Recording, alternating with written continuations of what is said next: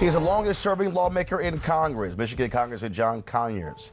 Of course, yesterday announced he is stepping aside as the ranking member of the House Judiciary Committee, which he has, of course, run for years, while the Ethics Committee continues its investigation into allegations of sexual harassment. In a statement, Conyers wrote, "I deny these allegations, many of which were raised by documents reportedly paid for by a partisan alt-right blogger. I very much look forward to vindicating myself and my family before the House Committee on Ethics." Now, Conyers was referring to this man, Mike Cernovich, a Trump supporter who provided the documents to BuzzFeed News that broke the story last week.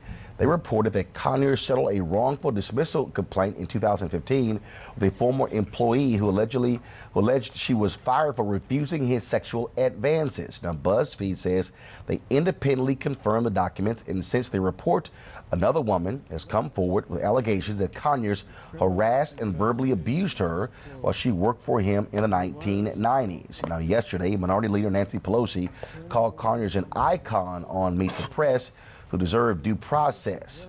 But after his announcement, she issued this statement: "Zero tolerance means consequences. I have asked for an ethics investigation, and as that investigation continues, Congressman Conyers has agreed to step aside as ranking member.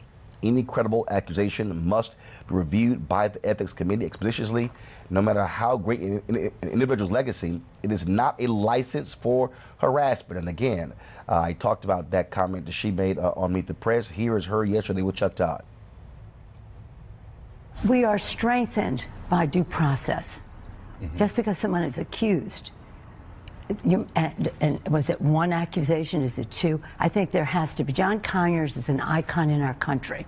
He has done a great deal to protect women, Violence Against Women Act, which the right wing is now quoting me as praising him for his work on that, and he did great work on that. But the fact is, as John reviews his case, which he knows, which I don't, I believe he will do. I believe that he will. Excuse me, may I finish my sentence? Sure. That he will do the right thing. And is the right thing what? Resign? He will do the right thing in terms of what he knows about his situation, that he's entitled to due process, but women are entitled to due process as well. But he got it. He took advantage of a situation where he had the rules of Congress, and I know you guys want to change these rules, but he got to hide his settlement. He got to, his accusers had to go through all sorts of craziness. So why is he entitled to new due process in this case? No, we are talking about what we have heard. I've asked the Ethics Committee to review that. Yeah. He has said he'd be open. It will cooperate with any review. Excuse me? Do you believe John Conyers is accused? I don't know who they are. Do you? They have not really come forward. And that gets so you don't know if you believe the accusations? That's for the Ethics Committee to review. But I believe he understands what is at stake here, and he will do the right thing. Last night, a dozen women signed this statement defending Conyers. We have women whose combined tenures span over 30 years working with Congressman Conyers in Washington, D.C. in a variety of capacities, including legal, communication, and executive support positions. We do not condone or justify sexual harassment and believe the ongoing national debate is important. While we do not pass judgment on the specific allegations reported in the press or the women who brought them, our experiences with Mr. Conyers were quite different than the image of him being portrayed in the media. Mr. Conyers was a gentleman and never behaved in a sexually inappropriate manner in our presence. He was respectful, valued our opinions, challenged our thinking, and treated us as professionals. Under his leadership, we worked in an environment dedicated to the advancement of human and civil rights, including women's rights, immigrants' rights, voting rights, and the intellectual property rights of creators. We believe in due process and support allowing the ethics investigation to run its course. Joining us now via Skype from Detroit is Arnold Reed, attorney at Arnold E. Reed & Associates, and the attorney for Congressman John Conyers. First and foremost, Attorney Reed, the settlement that took place in 2015, were you involved in that settlement as counselor for Congressman John Conyers? No, I was not. The settlement that took place, what was his involvement in that? Was he apprised of that? Was he aware of the allegations? Did he go before a mediator? What was his involvement with that settlement? Here's the situation, Roland. That settlement was nothing more than a severance package. It's typical if someone accuses you of something and you resolve a case. I've been doing this for over 20 years.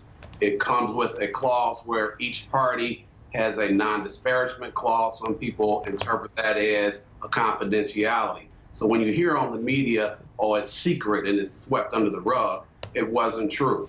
Every bit of that settlement was vetted. It was looked at by House attorneys. The relevant rule here is 28 subsection 8 or 23 subsection 8. Everything Mr. Conyers did was above board, complied with, and he didn't acknowledge any wrongdoing. You said that it was a settlement in terms of when someone leaves, but these were sexual harassment allegations made against him. This was not a workers' comp issue. This wasn't, hey, my job is over, I'm looking for a settlement to leave. This was very specific to sexual harassment. Again, were these charges brought up and were they a part of the settlement conversations? Whenever you have a severance settlement, however you want to couch it, Roland, those are always brought up as part of the conversation. Equally important is brought up in the conversation is, I didn't do anything wrong. We're going to avoid protracted litigation, reach a resolution. For tax reasons, for all type of reasons, you have to reach a settlement and the person gets a certain amount of money for those reasons. But again, there's an accuser, there's the individual, in this case, John Conyers, who maintains his innocence. Those types of agreements are commonplace when you're talking about reaching resolutions of claims. He has stepped down from the House committee.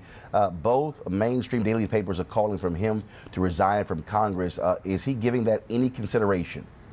At this juncture, absolutely not. Mr. Conyers understands it is a privilege and an honor to serve his constituents, and he continues to be interested in doing so. I expect when the dust settles that he will be cleared. What the public doesn't know is there was a series of affidavits. It's kind of jumping on the bandwagon against Congressman Conyers. These affidavits were unsigned. They weren't even notarized. One female indicated that she wanted to bring a case for these harassment allegations. That case wound up getting dismissed and thrown out of court. There are several witnesses that I've talked to that have been in that office for more than 15, 20 years and have never seen anything like that. In fact, Roland, Ms. Sloan, who was on national TV a day before Thanksgiving, indicating that Mr. Conyers showed up in his underwear 2 months ago or less, she was in Mr. Conyers' office laughing and joking with staff. She's the most powerful, or was the most powerful woman in Washington when you talk about ethics. Her claim is nobody would listen to her. When she said that she brought it to a couple people over 10 years ago, Roland Martin, that is fundamentally incongruous with anything that resembles the truth, not even as much as a single microflective truth. You said affidavits were not signed. According to BuzzFeed, 4 former staffers signed affidavits, 3 of which were notarized, saying that Conyers, the top Democrat on the committee, reportedly engaged in unwanted sexual behavior. So what affidavits are you talking about? The affidavits I have are blacked out. These are the affidavits. They're blacked out. The affidavits you're referring to, are they in reference to the 2015 case or another case? They don't really say here because they're blocked out. It's the notary part of this affidavit is blocked out. It's not specific. One lady alleged in here that she was sexually harassed in terms of being touched by Congressman Conyers during an interview, but yet she's banging down the door to get a job from Congressman Conyers. Fundamentally incongruous with the truth. When you talk about Ms. Sloan, again, she said that she was verbally harassed by Congressman Conyers and walked into a meeting in his underwear. Are you denying that did not take place and that she is lying? Mr. Conyers is denying that that took place. I was not there. Mr. Conyers is denying vehemently, understand that this did not take place. And understand as well, the fact that she then says that she tried to talk to people about it and nobody listened to her.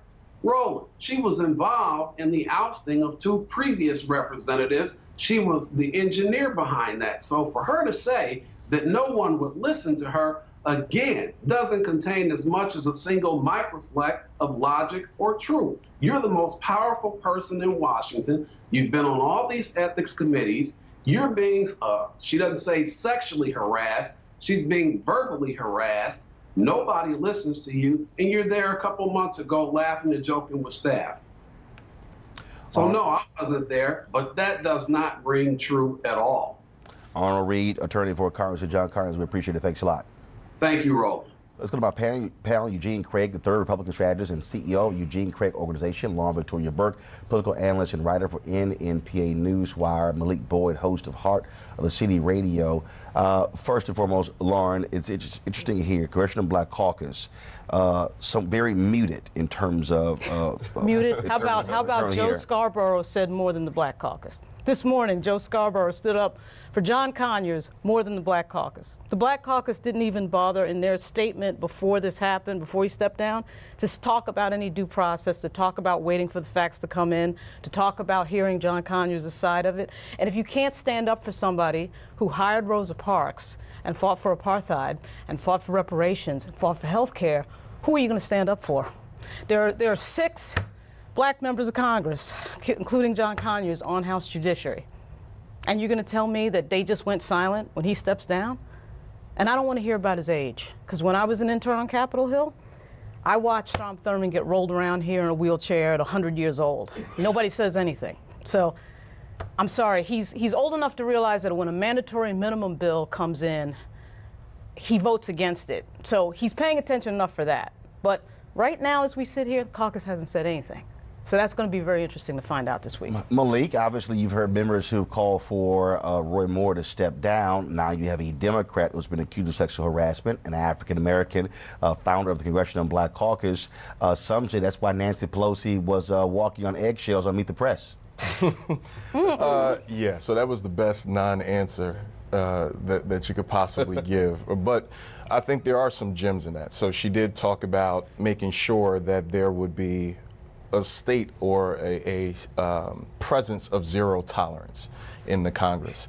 And I think that matters. We should have zero tolerance, but more importantly, zero tolerance and a state of zero tolerance also does not include zero process. We do need some level of due process here. And so let's kind of figure out the facts. Let's not jump to conclusion. A couple people want him to resign. Let's get everything out first. Right. When you hear zero tolerance, you talk about school to prison pipeline. This is guilty until proven innocent. This situation. But Eugene, what we have here is when other allegations are made, folks have said, oh, other members should resign if they're Republican. You're a Democrat. You know, what we're seeing here is why people hate Congress, why people hate D.C. It's a lack of moral aptitude, it's a lack of the moral high ground. You know, in regards to due process, it looked like he had due process. It like the young lady. When did he have due process? It looks like, well, when the settlement. That wasn't due process. Well, my understanding of it is that they went through the process, and the agreement was that they came down to a settlement. That's not an admission of guilt. That is not both sides telling their story, Eugene. I'm not saying it's an admission of guilt. I'm not saying it's a big deal. But what I am saying is that there's a settlement there. Okay, so what? Weekdays on TV One. I will never lie to you. Oh my God. Roland Martin. He doesn't want to talk to us. He wants to ignore us. Uncensored. Hell no. That ain't gonna cut it, boo.